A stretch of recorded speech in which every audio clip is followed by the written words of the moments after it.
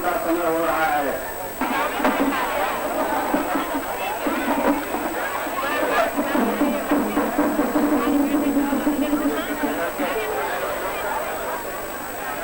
जय गुरुदेव।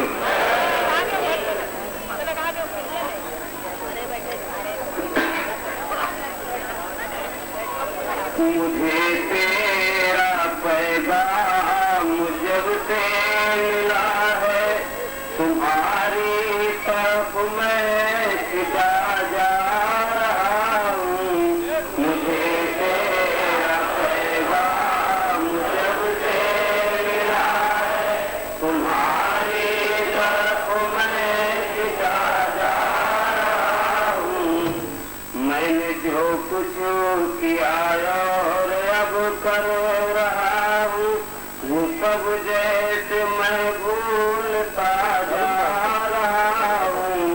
मैंने जो कुछ किया और अब कर रहा हूँ, वो सब जैसे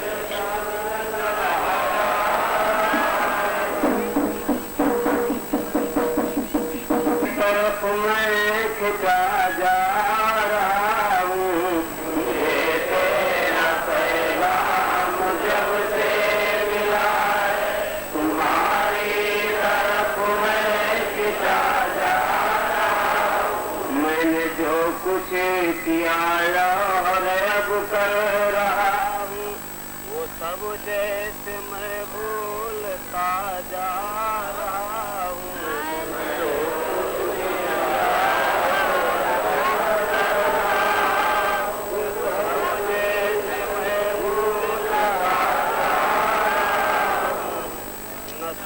अपनेपन और अपनों के जो थे,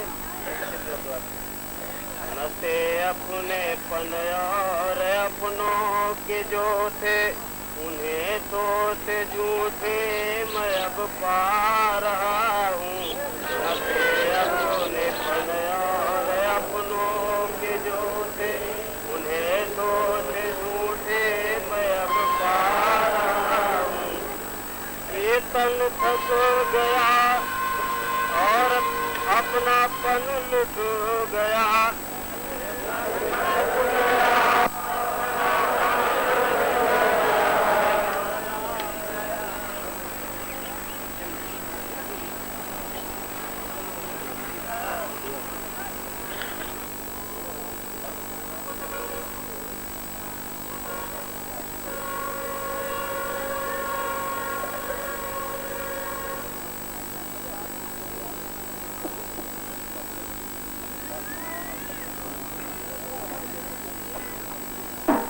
मुझे तेरा पैगाम जब से मिला है, तुम्हारी तरफ मैं खिंचा जा रहा हूँ। मुझे तेरा पैगाम जब से मिला है, तुम्हारी तरफ मैं खिंचा जा रहा हूँ। मेरे पीर आओ, अब मुझको बचाओ, मैं बस में किसी के वहाँ जा रहा हूँ। मेरे पीर आओ, मुझको बचाओ, मैं बस में किसी के वहाँ जा रहा हूँ। मुझे तेरा पैगाम जब से मिला है, तुम्हारी तरफ मैं खिंचा जा रहा हूँ। मुझे तेरा पैगाम जब से मिला है, तुम्हारी तरफ मैं खिंचा जा रहा हूँ। एक मिलने की बस आपके है, तुम्हारे लिए बस जिया जा रहा हूँ। एक मिलने की बस आपके है, तुम्हारे लिए बस जिया जा रहा हूँ। आवाज आई इधर देख मैं हूँ, तुम्हें आँख रूहानी मैं दे रहा हूँ। आवाज आई इधर देख मैं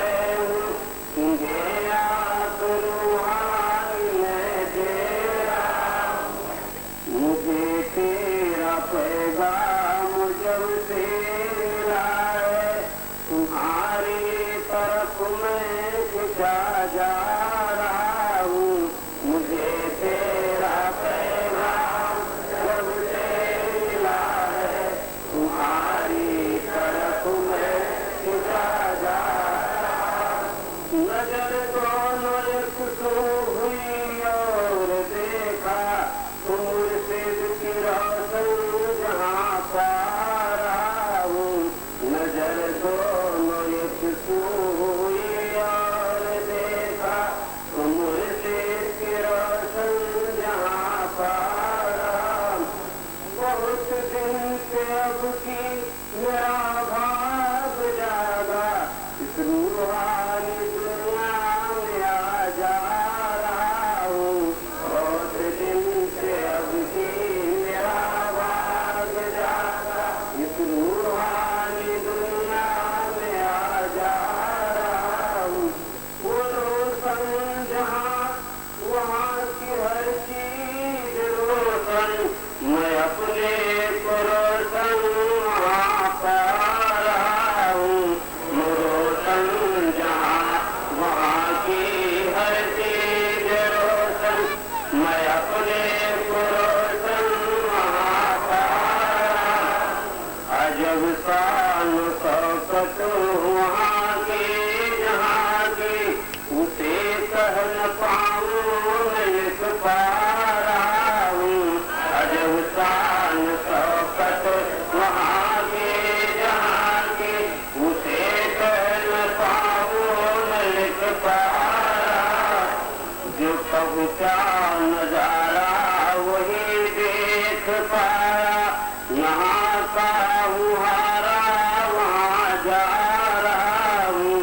जो पहुँचा नजारा वही देख पाया, यहाँ का मुहारा वहाँ जा रहा हूँ। मुझे तेरा पैगाम जब से मिला है, तुम्हारी तरफ मैं झुका जा रहा हूँ। मुझे तेरा पैगाम जब से मिला है, तुम्हारी तरफ मैं झुका जा रहा हूँ।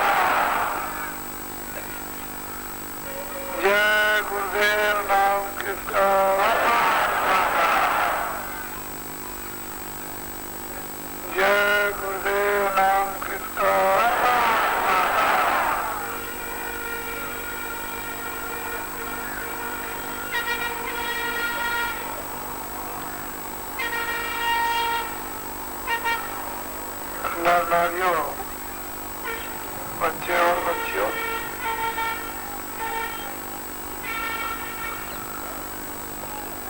आज तारीख 23 जुलाई 1985।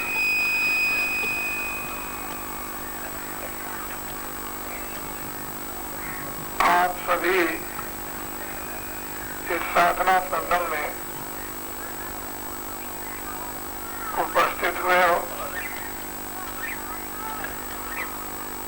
और इसका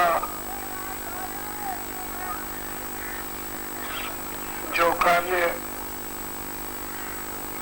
इसको समझने की भरसक चेष्टा करो।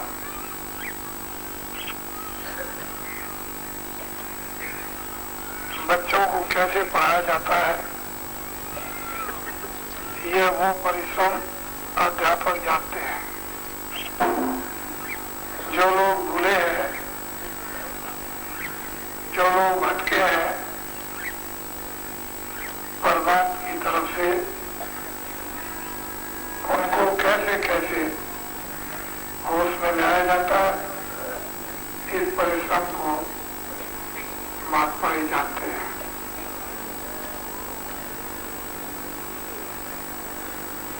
जो लोग मेहनत करते हैं शारीरिक, मानसिक और आत्मिक, वो लोग भी थोड़ा थोड़ा संक्षेप में समझने लगे हैं कि परमार्थ में कितनी सावधानी, समझदारी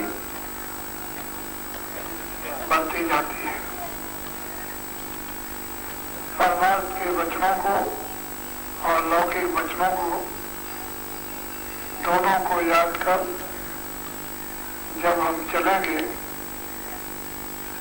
तो हमारा ग्रस्त जीवन, ग्रस्त परिवार जो छोटा सा है,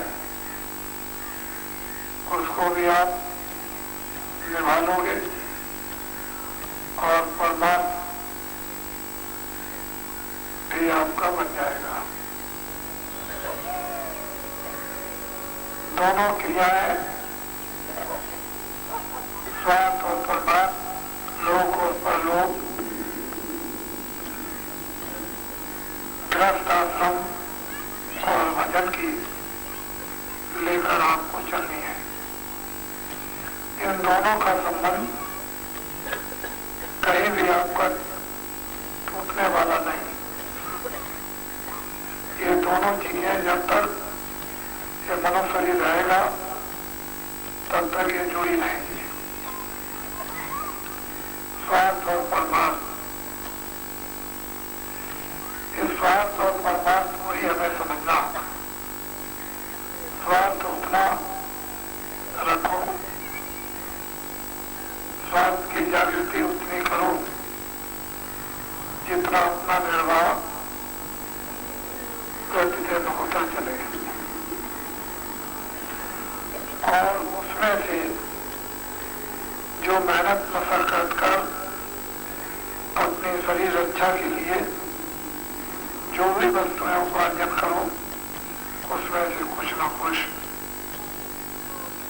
खैरात भी करते चलो, जिसको हिंदी शब्दों में दान सेवा कहते हैं। हर मुसलमान फकीरों के यहाँ और हिंदू महात्माओं के यहाँ ये बराबर सिद्ध कर दिया कि अपनी कमाई में से इतना हिस्सा खैरात में लगाओ। उस खैरात के लगाने से बहुत से आपके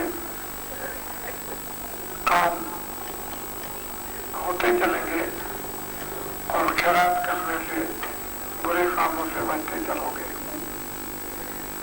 और खैरात एक पुण्य है। वो जब महात्मा फकीर मिल जाते हैं तो पुण्य की शकल बदल कर परमार्थ में जोड़ दी जाती है। ऐसे पुण्यों को निरंतर जब तक महात्मा न मिले तब तक करते रहना चाहिए, और जब महात्मा मिल जाए तो किसी पुण्य का स्वरूप परमार्थ बनता है। फिर इस परमार्थ से जो सहयोग प्राप्त होता है वो महात्मा और साधक जानते हैं। ये मनुष्य शरीर है, जीवात्मा इसमें उलझ गई, फंस गई, जड़ के साथ बंध गई। अब इस जड़ता से चेतनता को ऐसे नहीं निकाला जा सकता। महात्माओं की इसलिए जरूरत पड़ती है कि जड़ से अगर बहुत मेहनत करके चेतन को निकालोगी तो जड़ चेतन पड़ गई ये दिन झूठी है, लेकिन छूटना मुश्किल।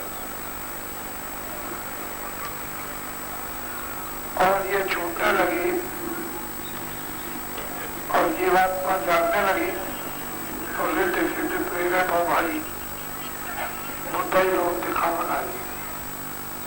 रिद्धियां सिद्धियां रोगन तरह तरह के देकर बुद्धि को कारण करती है और बुद्धि जब हर ली जाती उन प्रलोभों से तो साधक फिर अपनी चेतनता और साधना से सो जाता है। रिद्धि सिद्ध प्रेरण हो भाई बुद्ध ही बोल छल बल कर जाए कभी पार कंचन बात पुनः में दीपा। जो हृदय स्तर में एक छोटी सी लोग प्रकाश की रोशनी की कृपा लेकर के मेहनत करके जो जलाई थी उसमें छल और बल और कर हर प्रकार से बुद्धि का आरंभ करके हो जाएगा। होए बुद्ध जो परम ज्ञानी उनको देख करके बुद्धि जो परम ज्ञानी होती है उनकी तरफ विचार नहीं रखती। जब साधक विवेक रखेगा तो फिर पुरोगत में सिद्धियों सिद्धियों के नहीं और विवेक नहीं रहेगा परम ज्ञानी बुद्धि पढ़े जाने वाली नहीं जगी। गुरु की कृपा का सहारा नहीं दिया, मालिक के नाम याद नहीं रहेगा, रूप याद ना तो फौरन में कारण हो जाएगा और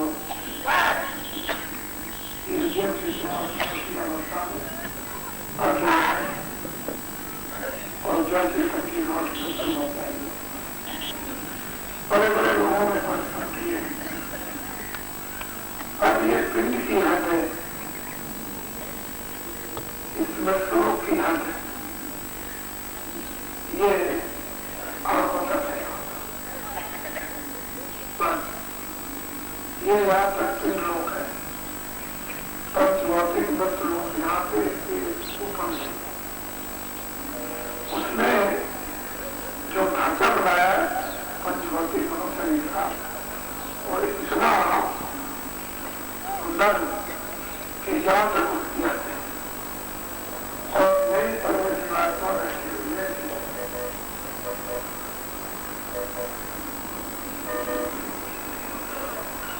ये पिंड की है, इसके ऊपर में जब चलना शुरू होती है तो अंग की प्रारंभिक चाल है अंग रचना स्वर्ग लेकर कुंठे पूरी लोग श्लोक 14 भवन इसके ऊपर यहाँ तक लोग और इसके ऊपर में अंग लोग होता है और सभी लोग के नीचे लोग हैं। इसके बड़े और सभी लोग से लेकर निरंजन नाम सर्कल कमल और माया के लोग का ये सूचन। जब माया का लोग प्रारंभ होता है तो प्रकार होता है माया का लोग और गम लोग वहाँ पर काम ये उसकी अलग अलग अवस्था है। अब मैं आपको ये बताना चाहता हूँ कि मृत्यु में आप बैठे हो तो जमीन नहीं नीचे और आसमान है बहुत बड़ा अंतर है।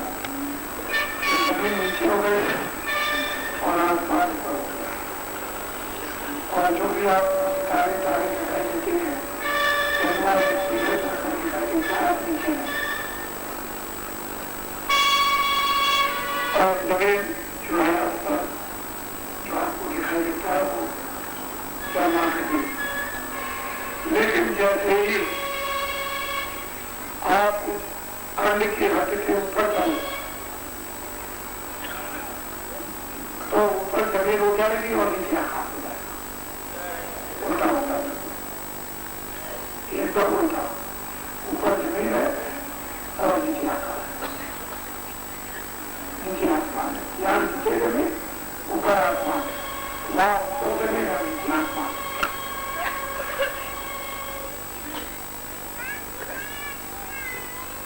अब यहाँ जो देखने को मिलता है कि पेड़ खड़े ये खड़े यहाँ पर आया घास है, पत्ती है, यहाँ तो देखते हो पत्ती ऊपर है। अगर ये पत्ती ये ना हो तो ये कोई शोभा नहीं। चुना है तो जब जमीन ऊपर है और नीचे आकाश है तो वहां भी कुछ होना चाहिए। वहां की जमीन तो ऐसी नहीं जैसे यहाँ नीचे जमीन है, ऐसी जमीन है। वहां की जमीन पर जब खड़े होते हैं, बैठते हैं, चलते हैं तो बहुत कोमल, बहुत मुलायम है। मखमल क्या उसकी तारीफ करेगा, और तो कोई चीज तारीफ उसकी कहीं नहीं करती, ऐसी मुलायम है। और उस जमीन पर जो इतनी मुलायम है उसके रेशे जो है उस जमीन की या जमीन में से वहां की जो चीजें खड़ी हैं वो सब की सब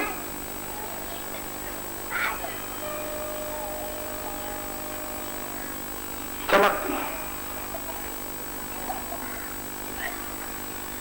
हीरा उसके सामने कुछ नहीं, ऐसी उसकी चमक और कोमल इतने इस तरह के। और उसमें से सुगंधी की फुहारे वो चल रहे हैं, आसमान में जाते सुगंधी के फुहारे चले जाते हैं और वहां से फूल जाते हैं।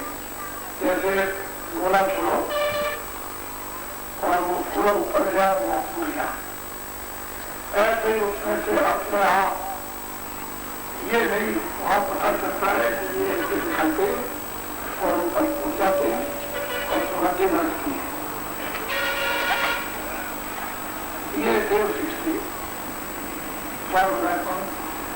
आज पर जो देवता रहते हैं वो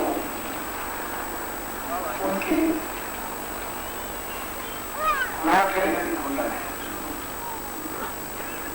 और उसी सुगंधी भोजन के वो बहुत अतिमस्त रहते हैं। स्थूल जैसा शरीर उन आत्माओं का नहीं है, वो हर बार चलता फिरता और बहुत सुंदर। यहाँ जो स्त्रियां तारीफ करती है वो तो कुछ नहीं,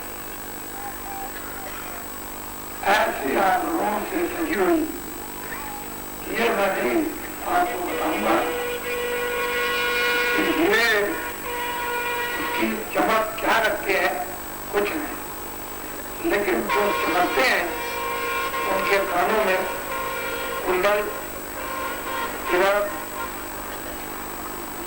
उनके पेड़ और ऊंचे धागे के अगर उनको कहीं पकड़ा जाए तो इतने कोमल होते हैं जो लिखा नहीं जा सकता, लेकिन बड़े चमकदार, बहुत रोशन। और ऐसा प्रतीत होता है कि उनमें से भी सुगंधी निकलती है। तो लिंग शरीर के सुख, स्वर्ग सुख और वैकुंठ सुख,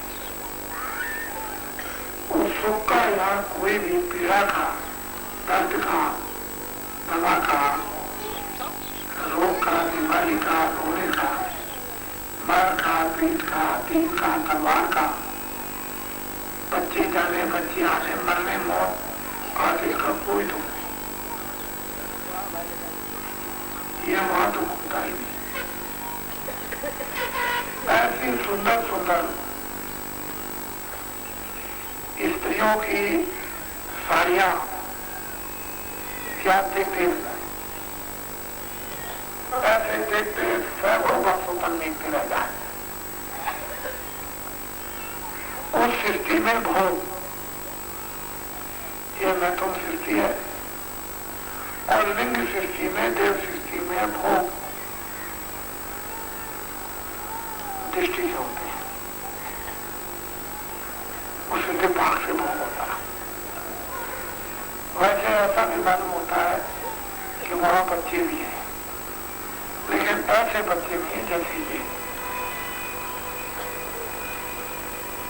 इस तरह से बच्चे मालूम, पर बच्चे मालूम होते हैं, पुरुष भी मालूम होते हैं, स्त्रियां भी मालूम होती है, लेकिन ये कपड़ा नहीं है जो आप है, ये शरीर में यही कपड़ा नहीं। बहुत सुंदर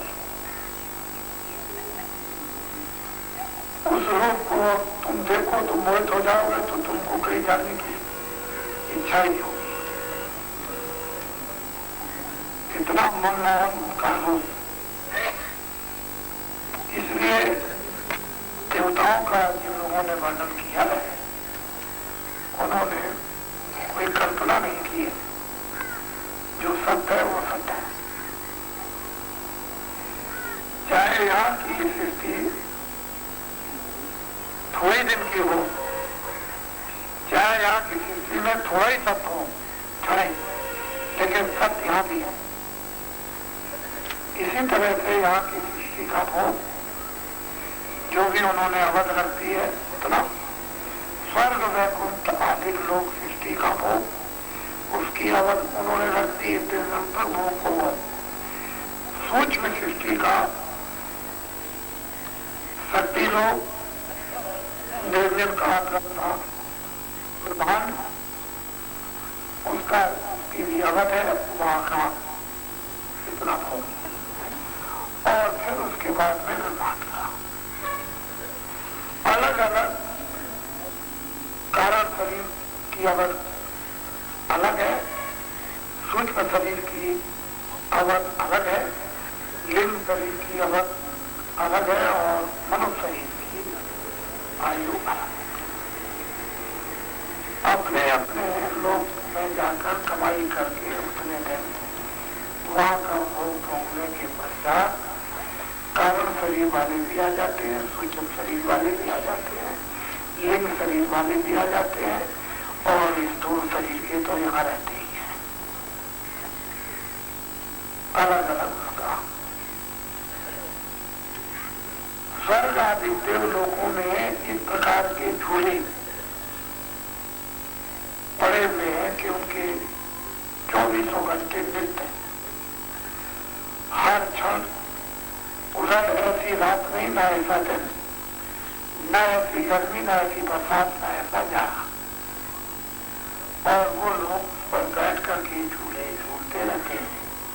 वो कितने झूले सुहावने, जो कुछ भी दृश्य महापुरुषों ने साधना योग राधा प्राप्त किया देखा, वो सब सही है। हम उन साधनाओं से महापुरुषों से बहुत दूर हो गए। ब्रह्मा की अर्धांगिनी सावित्री, विष्णु की अर्धांगिनी लक्ष्मी, शिव की अर्धांगिनी पार्वती, इसके बाद इन तीनों की माता आद्या मां शक्ति, और निरंजन भगवान की अर्धांगिनी आद्या शक्ति। उसके बाद माया, जो स्वतल कमल निरंजन भगवान के ऊपर, ब्रह्म की अर्धांगिनी माया, जिसको ओम कहते हो। इसके ओम की परे प्रकृति, प्रकृति की अर्धांगिनी भाग, बस ये इधर तक। लेकिन प्रकृति में कोई फंसना नहीं है, देखना ही देखना, फंसना तो नहीं।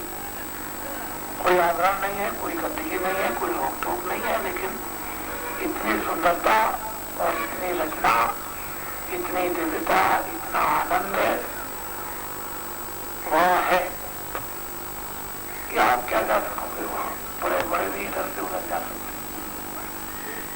ऐसे ऐसे उसने विधवत स्वर्ग में कौन बात करता है, उसमें उसने ऐसी ऐसी रचना बना रखी है कि पूरा का पूरा स्त्रियों का लोक, उसमें दूसरा स्त्रियों के अतिरिक्त कोई मिलेगा ही नहीं। तो आप उधर क्या कर सकते हो साधन करके, आपके बस की बात नहीं है। जब आप वैकुंठ में जाओ तो लक्ष्मी लक्ष्मी इतनी लक्ष्मी, उस लक्ष्मी के रूप में वो देवियां ही देवियां। आप क्या कर सकते हो विष्णु के पास, आप भी जा सकते हो। इसी तरह से पार्वती ही पार्वती, ऐसे शिव के पास भी जा सकते हो। आद्या महाशक्ति के रूप में आते आद्या महाशक्ति, ये जितना सारा संसार है इससे समारोह कितने गुना ज्यादा शक्ति लोग है और उसमें स्त्रियां हैं। तो ये रचना ऐसे वैसे उसने नहीं की थी,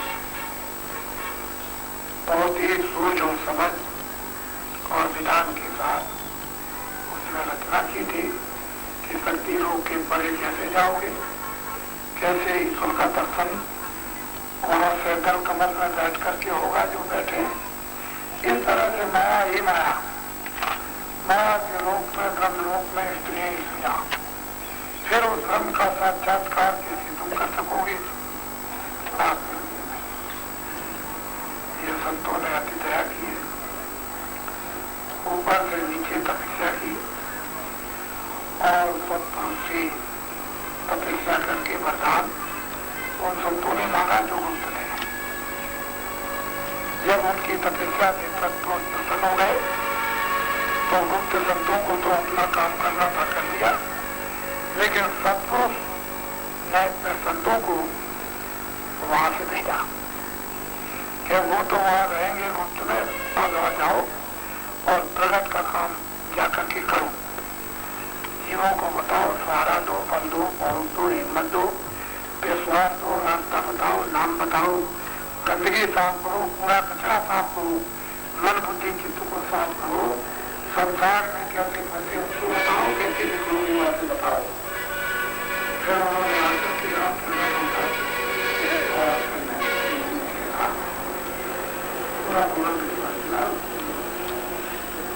सब जीवों को विश्वास तो होता नहीं था, लेकिन जब उनकी शक्ति देखी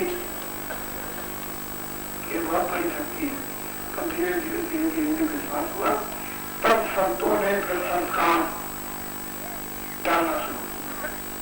जीव संस्कार के भी लायक नहीं थे, धीरे धीरे संस्कार डालना चाहिए। कितने संतों ने तो केवल एकमात्र जीवों पर परमात्मा के आने के लिए संस्कार डाला कि जो संत आएंगे उनकी ये बात को कैसे सुनेंगे और जो भी वो देंगे वो कैसे देंगे, ये संस्कार बराबर जीवों में डालते रहे। लेकिन यहाँ इंसान को क्या खान था, इतना क्या पाप का बंधन था, इतने कर्म कांडों की चक्र थी कि उन चक्र से निकलना, उन कदम से मुश्किल था। धीरे धीरे धीरे धीरे धीरे धीरे कभी विरोध कर दिया कि नहीं ये तो रोगी है, कभी विरोध कर दिया कमी है, कभी विरोध कर दिया जवान है, कभी विरोध कर दिया कुछ है, कभी विरोध कर दिया जीव और भाग्य से कैसे लगती। तो उस खान की चरम सीमा थी और वास्तव में जो कर्मकांड जानते थे छुआछूत की चरम सीमा थी। कोई आदमी छू नहीं सकता, गला नहीं छू सकता, बदन को नहीं छू सकता, कपड़े नहीं छू सकता, इसका सबका पालन लोग करते हैं।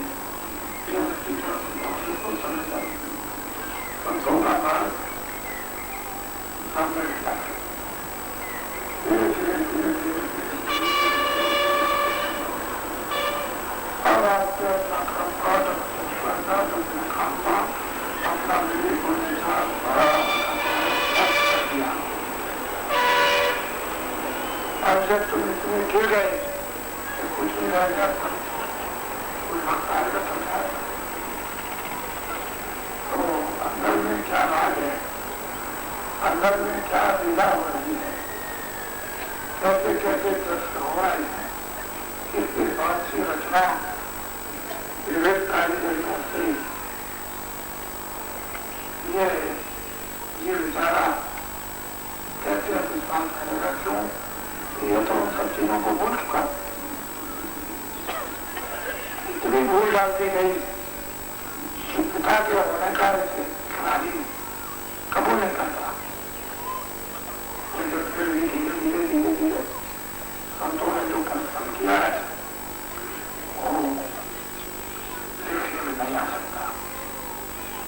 ऐसे ही जब प्रकृति लोग के परे जब उत्पाद पद में पहुंचेंगे तो वहां पर असली संगम त्रिवेणी का है। वहां पर गंगा गंगा सरस्वती इन समूचे ब्रह्मांड को एक नदी बना देता है। मृत लोग छोड़ दीजिए, स्वर्ग और वैकुंठ छोड़ दीजिए, ब्रह्मांड और इनको छोड़िए, अति विचित्र जहानों का देखा रचना होने के देखा उनको भी छोड़ दीजिए। तो इतने बड़े बड़े समुद्र त्रिवेणी संगम की शकल में वहां पर गए वहां रहते हैं और वहां पर लोगों को जीवात्माओं को स्नान करना पड़ता है। वहां जब तक स्नान नहीं करेगा संगम में ये क्रियाकारी नहीं है, वो अलग है। उसमें ऐसी निर्भर रचना की है कि आपको स्वर्ग में सब कुछ मिल जाएगा। स्वर्ग में भी एक सतलोक है, वैकुंठ लोक में भी एक सतलोक है, ब्रह्मांड में भी एक सतलोक है, ब्रह्मांड में भी एक सतलोक है, इसके ऊपर भी एक सतलोक है। इस प्रकार की उसने रचना की है कि आपको अपने घर की कल्पना भी दो, आप उधर सोचिए ना सोचो मौजूद लोगों तो इस तरह के शब्दों का उद्देश्य अभाव न पैदा किया होता तो ये बेचारे जब उधर से आए थे सब बाप लेकर आए, मतलब लेकर आए, आग भी खुले थी, काम भी खुले थे और किरकाम बहुत भविष्य वर्तमान का स्त्रियों को भी ज्ञान, पुरुषों को भी ज्ञान, बच्चों को भी ज्ञान, बच्चों को भी ज्ञान और आज से अंत तक का यही बैठ है। ये जीवात्मा की दृष्टि और कान को लेकर तो नजारा यहाँ से लेकर के उन पूरा ब्रह्मांडों का ये बैठ करके देखते थे और सभी जितने भी उस तरह पर आए थे सब पिता सब जोगी सब विज्ञान और कर रहा सब ध्यान में स्थित थे, तद्भुत थे और कृपात्म थे। सब जोगी सब विज्ञानी करा ध्यान रहना वो आए और समय पूरा किया हुआ नाम पूरा पूरा था, कोई पता नहीं था, रास्ते में कुछ फाटक भी लगे थे। लेकिन ये तो धीरे से जब देखा मैंने भगवान ने कि मेरी तपस्या बेकार चली जाएगी, मैं जो भंडार मांग करके लाया हूँ सब लोग से सब पुरुष से तो फिर तो बेकार हो जाएगा।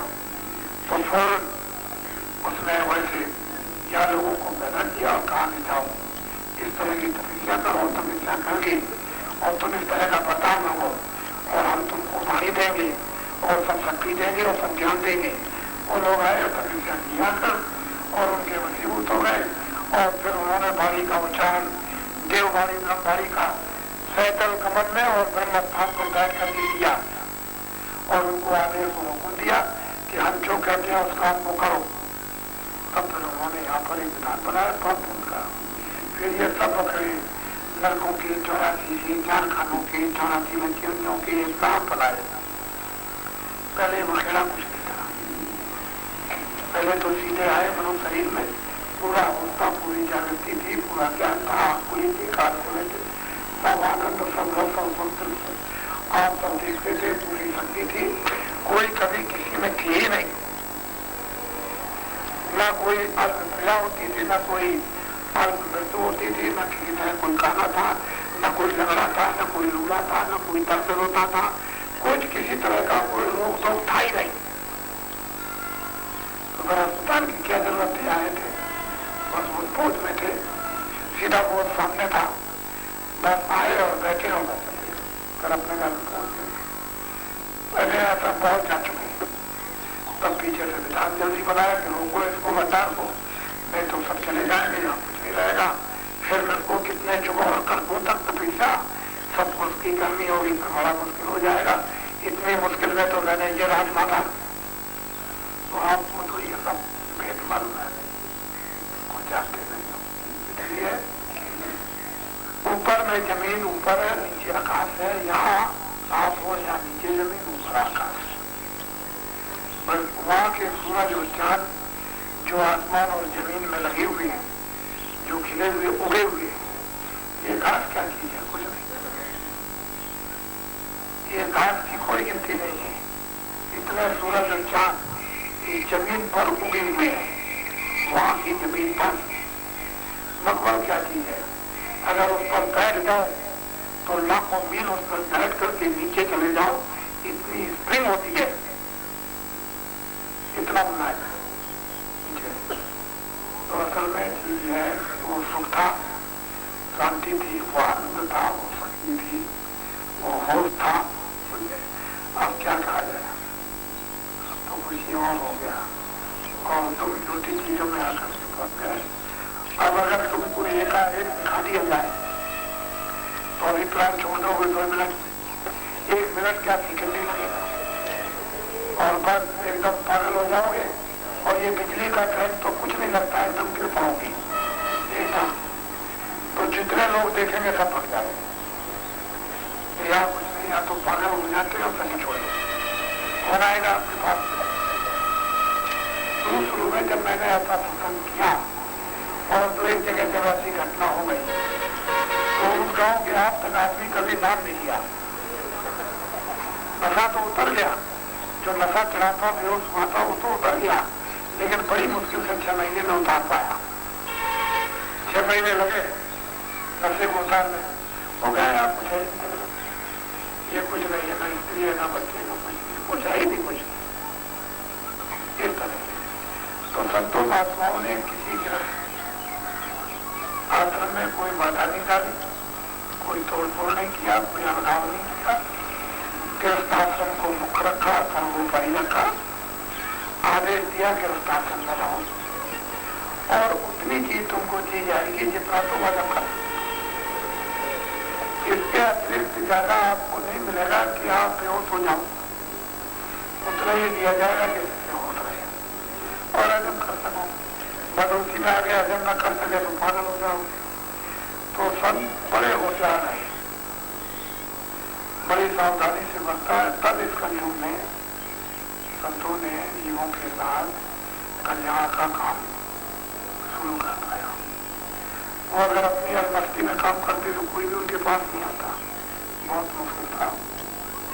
इस तरह से समय समय चढ़ाई होती है, लेकिन एक जीवन में आपका यदि ये काम हो जाए तो बहुत होती है और मानव जीवन आपका सार्थक हो गया। आपका ये भाग्य है कि आपने मानो थोड़े दिन के जीवन को सार्थक बना दिया।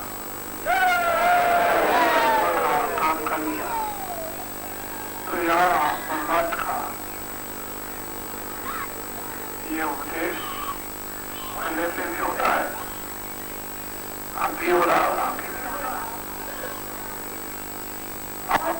बहुत से लोगों ने अपनी मन और विवेकहीनता के कारण ये जरूर कहा कि बाबा जी राजनीति में आ गए, मुझे कोई पद की ख्वाहिश है नहीं, पहले दिन थी, अब नहीं, हमारे इसमें नहीं। सबसे बड़ी बात ये थी कि जब दुनिया में मैं खुद ढटोरा पीट रहा था तो मैं तो 60 से ऊपर हूं, तो मुझे तो कोई नंबर मिलने वाला नहीं।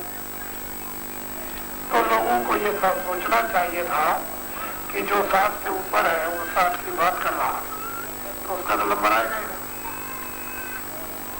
लेकिन लोगों ने अल्प बुद्धि से ये कहा कि मैं भी तरफ नहीं है, न मैं पहले राजनीति में था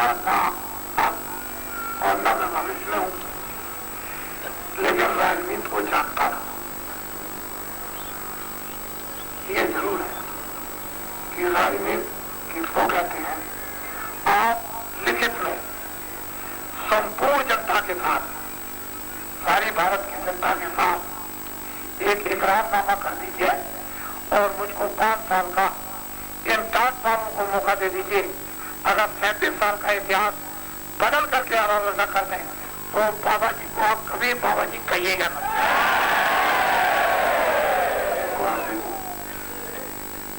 एग्रीमेंट कर लीजिए 5 साल की, वो देख लीजिए 5 साल की। आप उसको जानते ही नहीं वैसे ही। वो कहा नहीं है कि वो मट्ठे में लठ मारते तो घी नहीं निकलेगा। लठ मारने से घी कभी नहीं निकलता है, जुक्ति से निकलता है और जुक्ति से काम बनते हैं, लठ मारने से काम नहीं बनते। ऐसे नहीं कैसे घी निकल जाएगा। माताएं जानती है कि घी कैसे निकलता, उनको वो मेहनत मालूम है, संत महात्मा जानते हैं। तो असल में बात यह है कि लोगों को ये मालूम नहीं है और वो समय मजबूर और विवश आपको जो आगे आने वाला है वो आपको कर देगा, घबराइए देखिए आप उसको। तो मैं अभी गोरखपुर गया था, वहां मैंने गुरुपूर्णिमा का किसी पहली दूसरी तारीख ये संदेश दिया कि आज भारतवर्ष में 2 जुलाई को हिंदू धर्म में संपूर्ण देश में लोग गुरुओं की पूजा करते हैं और गुरुओं की पूजा किस बात करनी चाहिए कि आपने अपने गुरुओं के उन शब्दों को अगर याद करते कि जिनकी 2 जुलाई को आपने पूजा की तो उन्होंने ये बात कभी नहीं कही होगी कि आप चोरी करना, आप डकैती करना, आप झूठ बोलना, आप धोखा देना, आप बेईमानी करना, आप किसी को मारना, किसी के साथ जुल्म करना, कत्ल कर लेना, ये तो आपको गुरुओं ने कहा नहीं। वो तो आपको कोई और नई शिक्षा देते रहे। जिस तरह से माँ बच्चे को, पिता बच्चे को शिक्षा देता है, अध्यापक भी विद्यार्थी को शिक्षा देता है, गुरु ऐसे को शिक्षा देता है, इसी प्रकार से उन्होंने शिक्षा देंगे तो उन शब्दों को तो आपने माला बनाकर कहना है और गुरु पूजा कहते हैं, गुरु पूजा करते हैं। तो आपने गुरु की गुरु पूजा की, आपको तो पूजा नहीं की, शब्दों की माला बनाकर आपने पहली होती। अगर आपने अंतर हृदय बनना डाली होती तो आज लोगों को आप सकारों और हिंदुस्तान भर में लोग सम्मान से होता इस त्योहार को गुरु पूजा का मनाते हैं। जो देवता को मानता है वो उसका मनाते हैं। उनको एक अच्छी बात, एक अच्छा संदेश, गुरु का क्या है, गुरु पूजा किसको कहते हैं, और गुरु की पूजा कैसे महत्वपूर्ण होती है। तो जब तक आप दीपक को नहीं जलाओगे और उस मंदिर में रोशनी प्रकाश नहीं होगा तो आप पूजा कैसे करोगे। पहले दीपक को जलाओ, मंदिर में प्रकाश हो जाए, मंदिर का दिमाग दिखाई देने लगे तो फिर आप पूजा करो। दिन भर तक पूजा करो, लेकिन मंदिर का निवासी आपको दिखाई देना, उसमें उजाला हुआ होना, तो बताओ इसकी आप पूजा करो। तो मानो ये मंदिर है, इसमें जीवात्मा में कम से कम हो उसको तो जलाओ। जो पूजा करेगा तो जीवात्मा से पूजा गुरु की होती है। जीवात्मा से पूजा देवता की होगी, जीवात्मा से पूजा देवों की होगी और जीवात्मा से पूजा जो है धर्म की ईश्वर की होगी, न कि आप कठोरते से नहीं करें। तो आप कम से कम अपने आप को तो जलाते हैं, आपको जले अपने को जलाए, जलाने के लिए कोई राजा नहीं, मंदिर पूजा पड़ा हुआ, उसमें धुंधु अंधकार है और ज्ञान है, तो बताओ पूजा किसकी हो। गुरु का मतलब ये था कि बरस रूप मंदिर में जीवान ज्ञान की प्रकाश जारी हो जाती, गुरु की पूजा करती, ये दीवार गुरु की पूजा करती है और बच हो जाती है।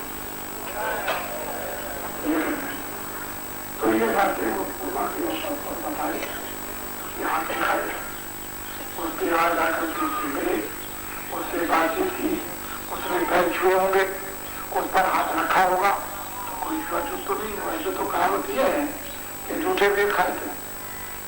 तो आप जिनकी पूजा करते हो उन्होंने तो सिद्धि से जाकर संबंध किया, उनको आशीर्वाद किया, उनके यहाँ जो कुछ इच्छाओं को खाया। और ये बात के जो थे रेदास की शिष्य मीराबाई थी, वो तो छत्री थी। कम से कम आपको यही सोचना चाहिए था कि कृष्ण भगवान तो जगवंशी थे, लेकिन आप तो ब्राह्मण, आप तो छत्री, आप पैर पूछ सेवा करें।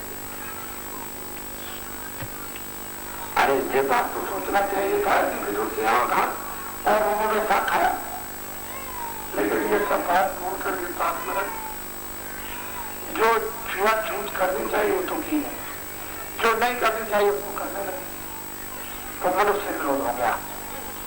विरोध बुराई से होगा, मेले की तरह से घृणा बुराई से होनी चाहिए। जब पैदा हुआ था ना तो कोई हिंदू था, ना मुसलमान था, ना समाज था, ना सब्जी था, ना ब्राह्मण था, ना क्षत्रिय था, वो तो जंगल में पैदा हुआ और मतलब ये देखिए अशुद्धि में खून का लोथड़ा था, उसमें धारा पेशी की गई थी, वो सब कुछ न उसका कोई नाम था, न कोई पहचान की और न कोई संस्था दे सकता। तो आपने बताइए समझ पर क्या आप अगर इसी बोध को घर में रोज करो तो तुम्हारी समझ में आएगा तो वो भी खत्म, करने का खत्म, चिंताएं खत्म, संस्कार पानी खत्म। तो मेरी बात बड़े ध्यान से सुने और आप लोग अपने अपने कहते को रखें। इसमें अगर बाबा जी की बात को आपने प्रार्थना के रूप में दिल्ली वालों ने जो दिल्ली में शासन करते हैं उन्होंने, जो लखनऊ में शासन करते हैं उन्होंने, जो मध्य प्रदेश भोपाल में शासन करते हैं उन्होंने, जो महाराष्ट्र मुंबई में शासन करते हैं वो, जो कलकत्ते में शासन करते हैं, कर्नाटक आंध्रा में शासन करते हैं वो, अगर बाबा जी की बात पर सामूहिक रूप से विचार न किया तो आगे भाई आप लोग सब परिणाम भोगने के लिए तैयार रहेंगे। इसको आप याद रखिए। तो हम प्रार्थना करते हैं, चाहे वो दिल्ली हो, चाहे लखनऊ हो, चाहे भोपाल हो, चाहे कलकत्ता हो, चाहे कर्नाटक हो, चाहे आंध्रा हो, चाहे वो जयपुर हो, चाहे पंजाब हो, मैं उन लोगों से जो देश का शासन चलाते हैं कोई हो, मैं उनसे अनुरोध और प्रार्थना इस रूप में करता हूँ कि देशभक्ति के रूप में, मानव के रूप में, मानव सेवा के रूप में, मानव रक्षा के रूप में, और मतलब ये देश की ये वस्तुएं हैं वो अपनी है उस रूप में, और मैं सोचता हूँ कि आपकी भूल चूक में इतना अगर बड़ा नुकसान हो जाए तो लोग ये कहेंगे कि महात्मा ने कहा नहीं था। वैसे मैं कोई महात्मा नहीं हूँ, मैं तो हमेशा आपका सेवक हूँ।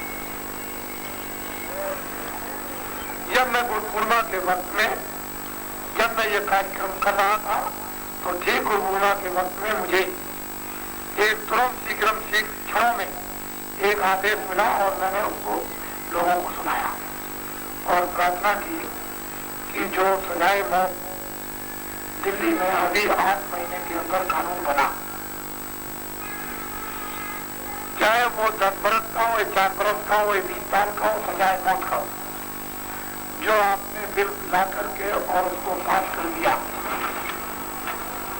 मैं अनुरोध करूंगा, प्रार्थना करूंगा, विनती करूंगा कि दूसरा बिल ला करके उसको और लोकसभा में उसको खंडित कर दें, उसको खंडित कर दें, उसको कर दें खंडित। ये मेरी प्रार्थना। गुप्तचर विभाग मेरी ज्यों की त्यों जो भी पूरा कार्यक्रम होता है उसको ज्यों का त्यों टैप लेकर के और सीधा उनके सामने रख दें कि ये विवाह जी ने ये अनुरोध किया है अपने साधना कार्यक्रम मथुरा में, उसको खत्म कर दें फौरन। और जिन लोगों को भी जिस रूप में भी पकड़ करके उन्होंने बंद किया हो और जिन पर कोई जुर्म नहीं लगता और बंदे उनको तत्काल फौरन रिहा कर दे, ये मेरी प्रार्थना है। गोरखपुर में जब मुझे मालूम हुआ कि जनता ने इनको चुन लिया, अगर आप उन पर कोई अपराध लगाते तो आपने जेल में पहुंचा दिया था, उनको टिकट देने की क्या जरूरत थी? अपराध लगा देते, टिकट मत देते, चुनाव मत लड़ाते, तो आपने कोई अपराध लगा दी, जेल में बंद कर दिया और फिर उसके बाद टिकट दे दिया और प्रजा ने उनको चुन लिया। तो ये कोई विधानसभा की जनमानी न लोकसभा। मैं अनुरोध करता हूँ, प्रार्थना करता हूँ कि जो हरिशंकर तिवारी और वीरेंद्र साई जो जेल में बंद हैं, मेरी प्रार्थना पर मुख्यमंत्री फौरन को छोड़ दें। नहीं कलंक लग जाएगा विधानसभा का, कलंक लग जाएगा लोकसभा का। फिर ये मत कहना कि बाबा जी ने बताया नहीं था। पता नहीं कौन सी घटना देश में घटेगा या आपको क्या मालूम? आप तो कुछ जानते नहीं क्या। मैं भी देख रहा हूं और सुन रहा हूं, मेरे पास हर दूसरे तीसरे दिन गुजरात से आदमी आता है। घटना क्या हो रही है ऐसा ना समझो कि अवगत नहीं है, उनके कहने से भी अवगत है और अगर वो न कहे तब भी मैं अवगत हूं, जानता हूं। जब इतनी घटना, इतना नुकसान अपने देश का, अपने देश के मानव का, अच्छे से अच्छा उसका नुकसान, सामान का नुकसान, विकास पिछड़ा जा रहा, जो तरक्की होती प्रांत की वो पिछड़ी जा रही, उसका कोई विधान निकालना चाहिए। पहले तो कर देते सीधा राष्ट्रपति शासन, इसके बाद फौरन कोई विधान निकालते कि लोग इसका विधान निकाले देते हैं, लोगों की जाने बच जाती, आगजनी बच जाती, छुरेबाजी बच जाती, कतल बच जाता, तेजाब फेंकते हैं, बोतलें फेंक देते हैं, अधिकारियों को मारते, कर्मचारियों को मारते, बच्चों को फेंक देते हैं, बेबियां चली जा रही। ये क्या है? ये क्या है? तो क्या ये समझते हो कि बाबा जी नहीं समझते हैं? हम ये प्रार्थना करते हैं, हम कोई आप पर कोई आक्षेप नहीं लगाते, हम प्रार्थना करते हैं इसके बारे में। अगर आपके पास में कोई विवेक विचार न हो सके तो आप जो महात्मा है जंगलों में, कंदराओं में, वो उनसे कुछ सहयोग ले लीजिए, कोई दिशा दे देंगे, वो तो उनको तो कोई ज्यादा करना नहीं। ऐसा नहीं कि भारत में महात्मा नहीं, मैं तो कोई महात्मा बनता नहीं, लेकिन जो वास्तव में महात्मा है उनसे कुछ आपका काम ले लीजिए, देश का काम, समाज का काम, मनुष्य का काम, राष्ट्र का काम, एकता का काम, समझ लीजिए, इसका आप काम लीजिए। तो वो तो इसी राष्ट्र के हैं, एक राष्ट्र के हम हैं तो उससे काफी। ऐसे जो भी प्रांतों में व्यक्ति जिन लोगों ने भी बंद कर दिया वो कोई भी हो, उनको सब कुछ छोड़ दिया जाए। मैं ये कब कहता हूं कि अपराधी को आप सजा न दें, अपराधी को आप सजा दीजिए।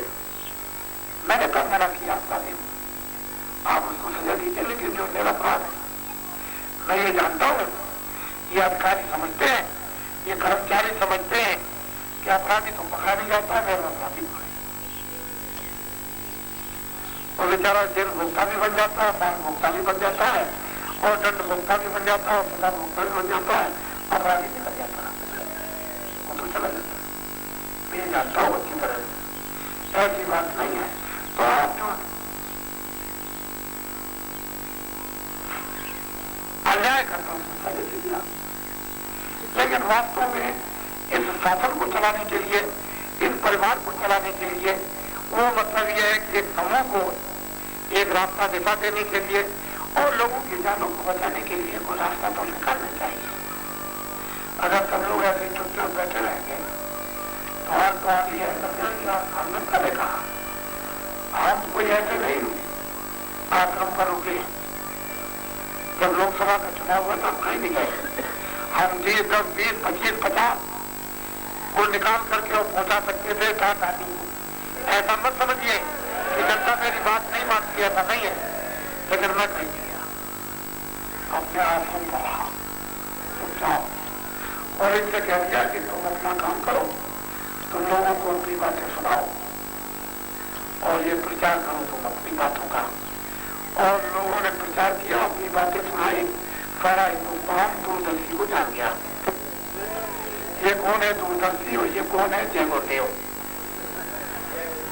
जहाँ जय गुरुदेव वहां दूरदर्शी, जहाँ दूरदर्शी वहां जय गुरुदेव।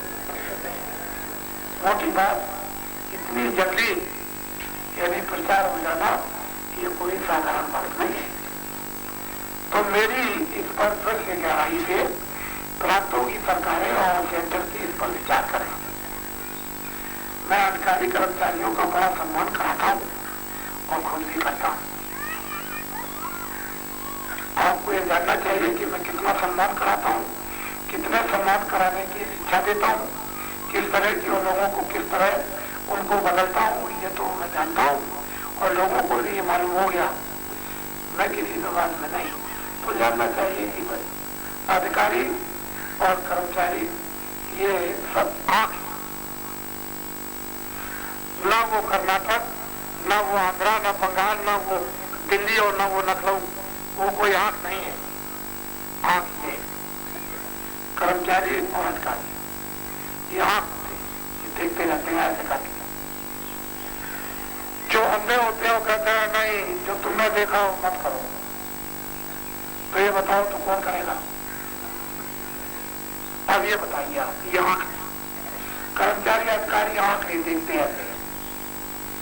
यह मुझे सन 63 से यहाँ देख रहे इस तरह से यहाँ की, और फिर लोग कहते हैं कि यहाँ कुछ नहीं है, यहाँ सदा तक मैदान है, कुछ नहीं, यहाँ कोई आदमी नहीं आता। यहाँ जो आंख से देखता है और बुद्धि से जो काम लेता है, अगर आप उसकी बात नहीं मानोगे, कोई राज्य भी चल सकता है, कोई समाज भी चल सकता है, कोई न्याय भी चल सकता है और कोई सुरक्षा नहीं हो सकती। इनकी बात को आप मानो, इनका भी दायित्व है और आपका भी दायित्व है। ये आपको अच्छी शिक्षा दे, आप इनकी अच्छी शिक्षा को लो। यही आदान प्रदान का सम्मान था। सब लोग सम्मान के भूखे, कोई ऐसा नहीं है जो पापी से पापी, चोर से चोर और डकैत से डकैत और बच्चा से बच्चा, सब लोग सम्मान चाहते हैं।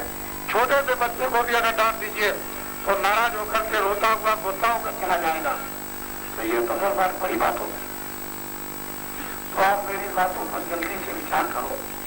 पंजाब का निराकरण, गुजरात का निराकरण, महाराष्ट्र का निराकरण, उत्तर प्रदेश का निराकरण, जो सरकार चलाते हो तो करो, जो सरकार नहीं चलाते हो वो सब मिलकर रहो।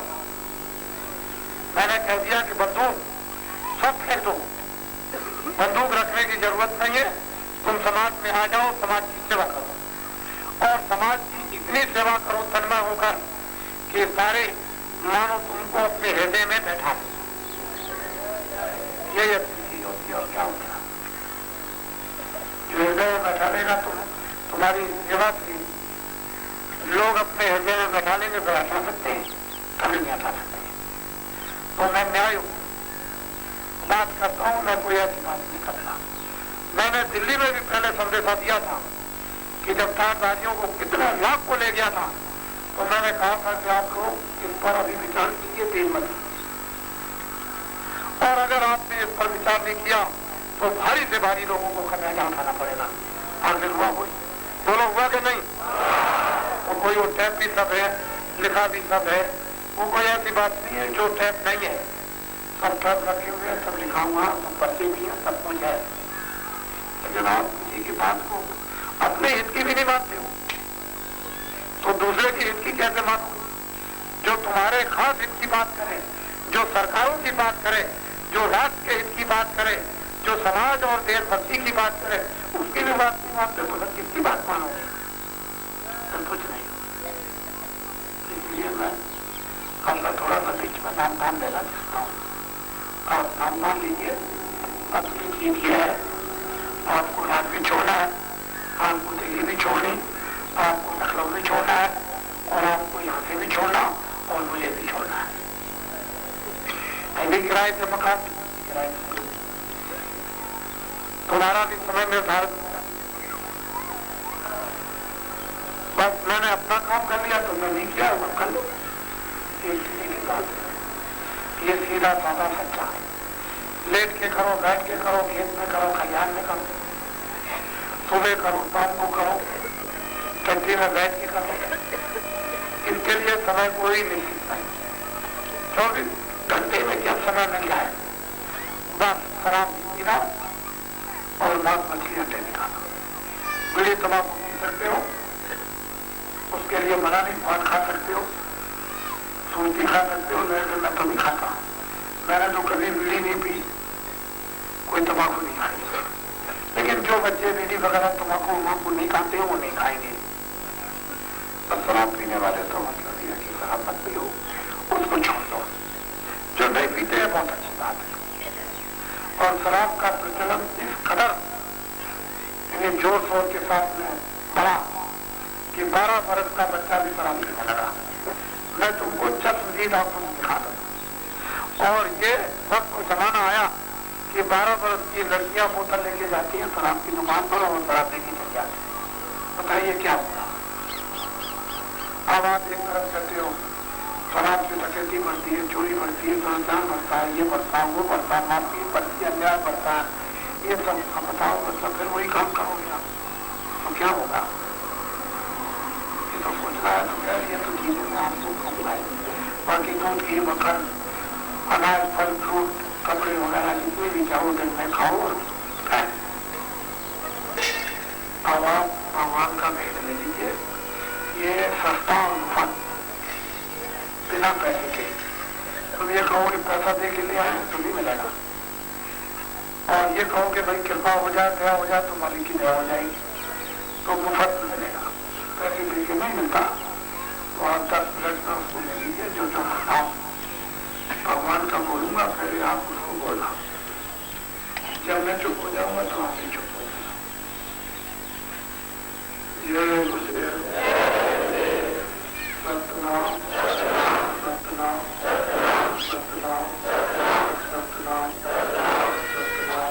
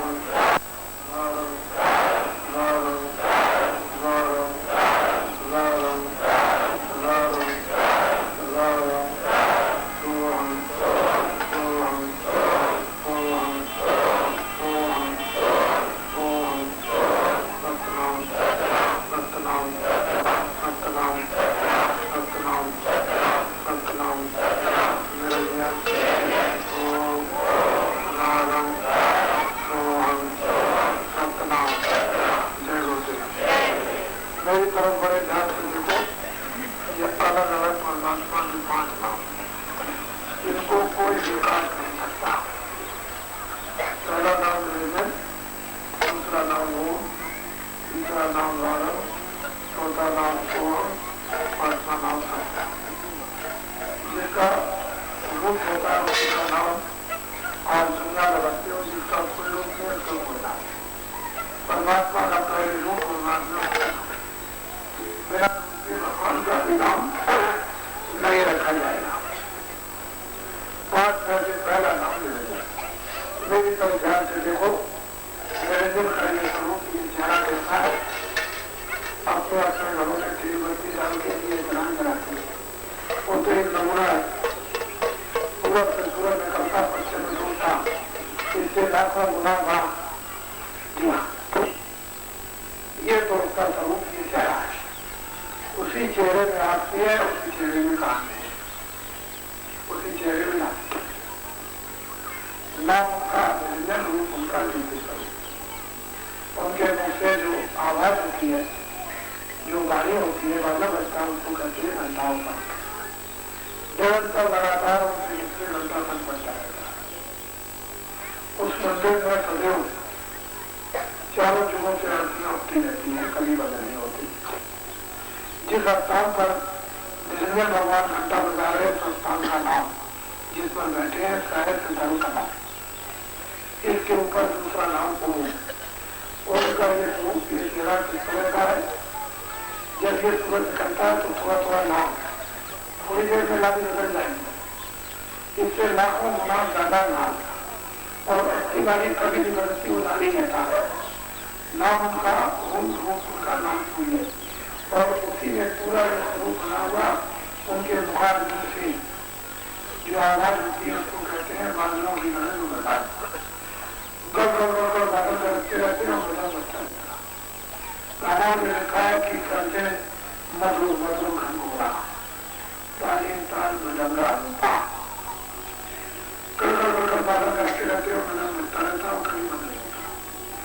नाम उनका ओम, रूप उनका नाम, आवाजों की दारियों की तरह जो बदन और जिस स्थान पर बैठे उसका नाम शक्ति।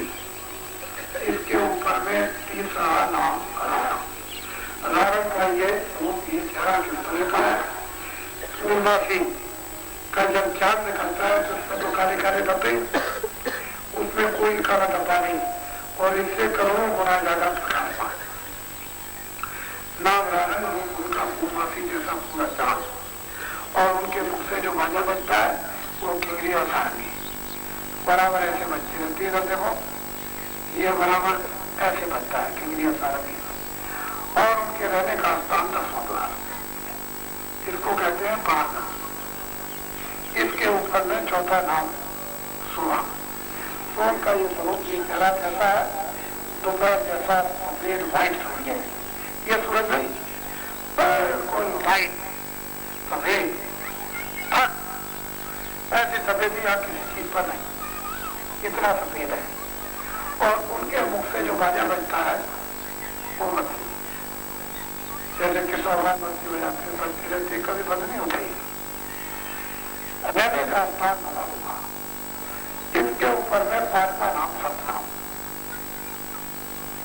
सतराम का ये स्वरूप ये चेहरा कहता है, अरबों सूरज अरबों चांद एक एक रोम में प्रकाश करते हैं। ऐसा प्रकाशमान पुरुष, और उनके मुख से जो बाजा बजता है वो भी रोशनी अखंड बजती रहती, कभी खंडित न हुई न होगी। जिस दिन वो खंडित कर दे तो क्षण क्या कुछ नहीं, क्षणों के अरबों खरबों टुकड़े कर दिए जाए, इतने में सब खत्म, क्या कुछ नहीं रहेगी वो अखंड।